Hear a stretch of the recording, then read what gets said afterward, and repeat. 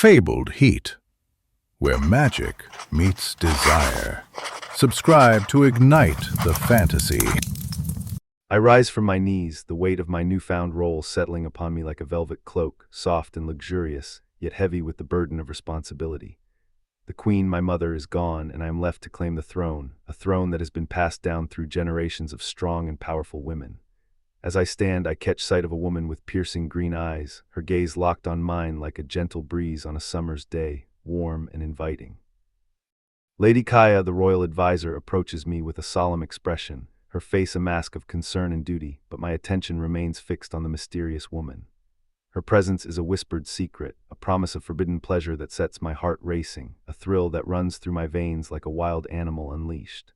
I am ready to take on my new role, but I am not prepared for the desire that burns within me, a desire that threatens to consume me whole, like a fire that rages out of control. As I glance at the woman, I notice the way her hair falls in loose waves down her back, like a cascade of golden honey, the way her lips curve into a subtle smile, a smile that hints at secrets and promises. I feel a spark of electricity run through my veins, and I know that my life is about to change forever, like a door opening to a new world, full of possibilities and dangers.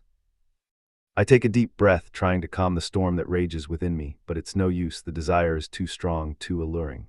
I look around the room, trying to distract myself from the woman's piercing gaze, but my eyes keep drifting back to her like a moth to a flame. The room is filled with the murmur of voices, the rustle of clothes, and the scent of perfume, but all I can focus on is the woman, her presence dominating the space like a queen. I think to myself, what is it about her that draws me in? What is it about her that makes me feel so alive, so reckless? Is it the way she looks at me like she can see into my very soul, or is it the way she moves like a cat stalking its prey? I don't know, but I do know that I am drawn to her like a magnet to steel. Lady Kaya clears her throat, breaking the spell that has been cast over me, and I turn to face her, trying to compose myself. "Your Majesty," she says, her voice low and respectful, "the council is waiting for you. They need to discuss the matters of state with you." I nod, trying to focus on the task at hand, but my mind keeps wandering back to the woman, wondering who she is, what she wants, and why she looks at me like that. I follow Lady Kaya out of the room, trying to leave the woman behind, but I can feel her eyes on me like a touch, a caress.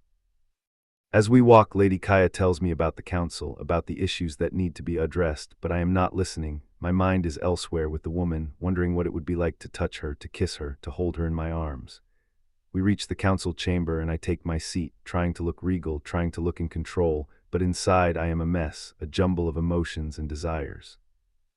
The councilors begin to speak, their voices a drone, a hum, but I am not listening, my eyes scanning the room, searching for the woman, wondering if she is here, wondering if she is watching me. And then I see her standing in the back of the room, her eyes locked on mine, a smile playing on her lips. I feel a jolt of electricity run through my veins, and I know that I am in trouble, that I am falling into the abyss of desire, and I don't know if I can climb out. The counselors continue to speak, but I am not listening. My mind is elsewhere with the woman, wondering what the future holds, wondering what will happen next.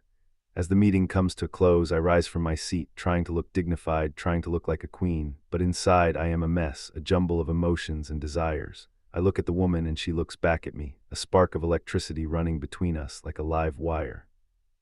I know that I have to talk to her, I have to know who she is, what she wants, and why she looks at me like that. I make my way towards her, my heart pounding in my chest, my senses on high alert. As I approach her, she looks up at me, her eyes locked on mine, and I feel like I am drowning in the depths of her gaze. "Who are you?" I ask, my voice barely above a whisper. "I am Lyra," she replies, her voice low and husky like a summer breeze on a hot day. "And you are?" She asks, her eyes sparkling with amusement. "I am the queen," I reply, trying to sound regal, trying to sound in control. Lyra smiles, a smile that lights up the room, and I feel like I am falling into the abyss of desire. "I know," she says, her voice barely above a whisper. "I've been waiting for you."